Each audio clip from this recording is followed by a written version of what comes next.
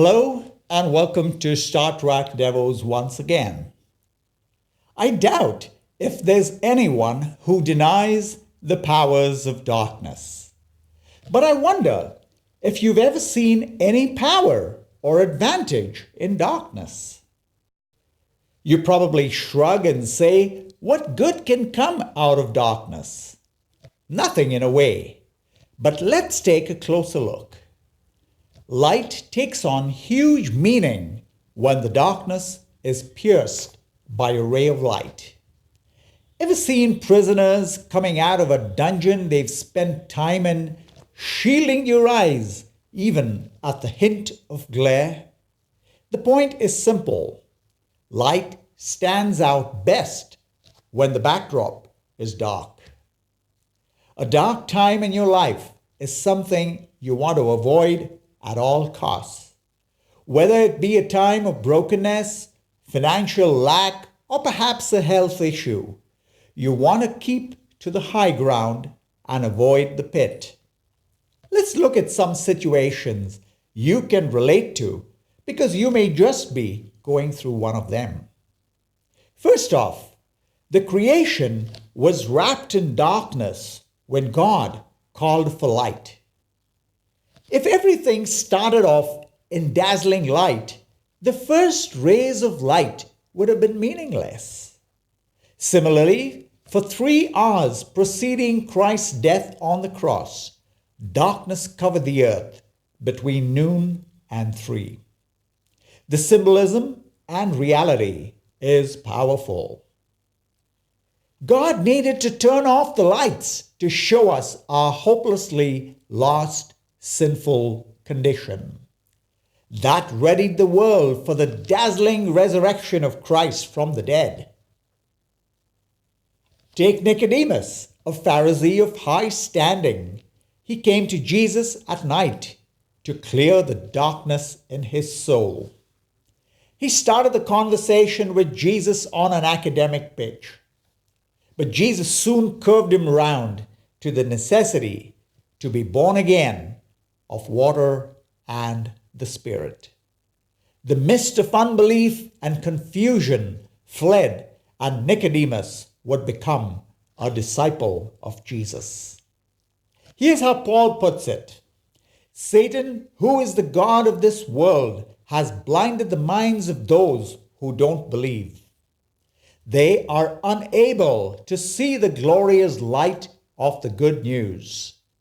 For God, who said, "Let there be light in the darkness," has made his light to shine in our hearts, so we could know the glory of God that is seen in the face of Jesus Christ. It's only when we admit that we are in darkness that God's light of salvation in Jesus Christ can shine in and on us. To the one who thinks he has no darkness, the joy of God's light becomes meaningless. The light can only shine if we confess our darkness. Take Abraham, struggling with the promises God had given him of a great reward. It was night, and God took the old man out to do a star inventory. "Count Abraham," challenged God. "That's how many descendants you got." Are you struggling with a job or a ministry or a church that you can count on one hand? You need to chat with the God of Abraham and take a night walk with him. Jacob was returning from his long stay with Laban.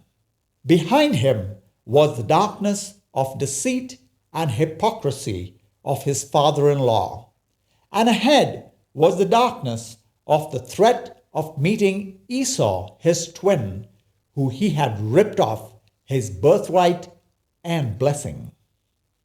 Nothing looked promising in that night until he wrestled with the one who would bless him and renew a promise made to him years earlier as a fleeing young man.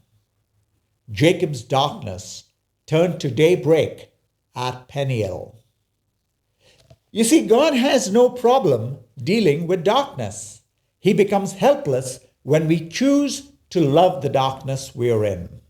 We adjust to it, convince ourselves that it's tolerable. Think of Judas, Jesus' disciple, who remains an example of this response. He had enough of a chance to turn from his wicked plan to betray the Christ, but he persisted in the darkness. In spite of being in the presence of the Creator, his heart remained hard and dark. At the Passover meal, John writes that Judas went out into the night. How scary.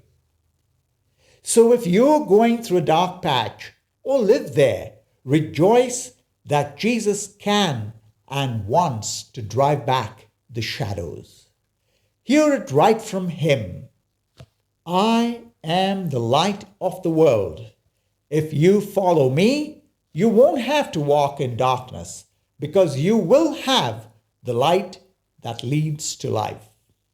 The power of darkness is that the light can push it back and scatter it.